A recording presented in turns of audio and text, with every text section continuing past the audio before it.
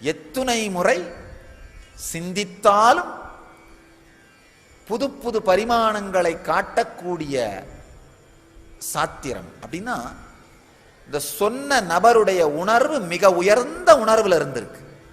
அதனாலதான் பல சத்தியங்களையும் சில வார்த்தைகளுக்குள்ளே பின்னி நமக்கு கொடுத்துடுறார். சொல்லுகின்ற நபர் சாதாரண மனநிலையில் இருந்தார்னா அவருடைய வார்த்தைகளுக்கு ஒரு பொருள் தான் எடுத்துக்க முடியும். சில நேரத்தில் ஒரு பொருளும் எடுத்துக்க முடியாது,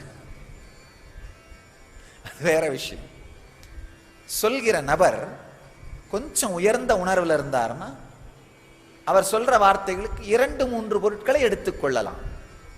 சொல்லுகின்ற நபர் உயர்ந்த உணர்வு நிலையிலே இருந்தால், மிக உச்சமான உணர்வு நிலையில் இருந்தால், அவர் சொன்ன வார்த்தைகளை எத்துணை முறை நினைந்து உரைத்தாலும்,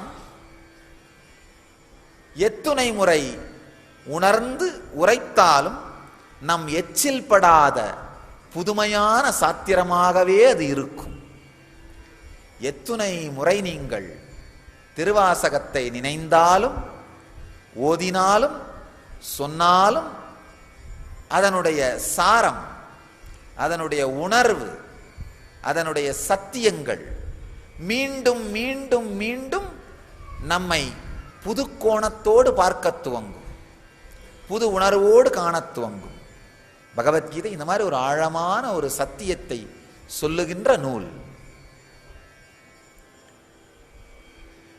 உலகங்கள் அனைத்தையும் அழிக்கின்ற பெருகி வளர்ந்துள்ள மகாகாலனாக இருக்கின்றேன். இங்க கிருஷ்ணர் பேசுறார், ரொம்ப அழகா சொல்றாரு.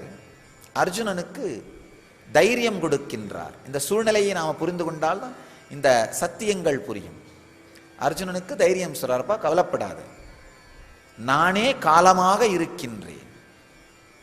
இங்க இருக்கிற அத்தனை அந்த எதிரிகள், விரோதிகள், எதிரி படையை பார்த்து இவர்கள் எல்லோரும் எனக்குள் கரையப் போகிறார்கள், அந்த முடிவை நான் எடுத்து விட்டேன், அதனால நீ போர் புரியாவிட்டால் கூட இவர்கள் இல்லாமல் போகப் போகிறார்கள், தைரியமாக ஒரு கருவியாக செயல்படு.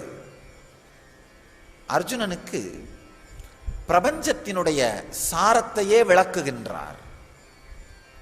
நல்லா ஆழ்ந்து புரிஞ்சுக்குங்க. கடந்த ஸ்லோகத்துல சொன்ன தமோகுணம், வாழ்க்கையை பார்த்து பயந்து சுருக்கிக் கொள்ளுதல். இந்த தமோகுணத்தினால வாழ்க்கையை விட்டு ஓடி போபவர்கள் எங்கேயுமே நிம்மதியா இருக்கிறது இல்லை. எங்கிட்ட பல பேர் வந்து கேட்கறது உண்டு, சாமி என் வீட்டில் ரொம்ப துக்கமா இருக்குன்னு ஆசிரமத்துக்கு வந்துடுறேன் அப்படின்னு. நான் சொல்றேன், அப்ப என்ன இங்க வந்து துக்கமாக்கலாம் நினைக்கிறீங்களா ஐயா அப்படின்னு. துக்கத்தை கண்டு அஞ்சு ஆசிரமங்களுக்குள் ஒதுங்குபவர்கள் அங்கு துக்கத்தை உருவாக்குவார்கள். துக்கத்தை கண்டு சந்நியாச வாழ்க்கைக்கு ஓடுபவர்கள் அங்கு துக்கத்தை உருவாக்குவார்கள். தமோ குணத்தாலே எடுக்கின்ற எல்லா முடிவுமே துக்கம்தான்.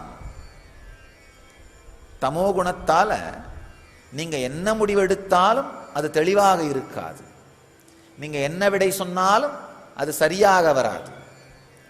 நீங்க என்ன முடிவு எடுக்கிறீர்கள் அப்படிங்கிறத விட எந்த வழியிலே உங்கள் சிந்தனை ஓட்டம் சென்று அந்த முடிவெடுக்கப்பட்டது அப்படிங்கிறது ரொம்ப முக்கியமான ஒரு விஷயம்.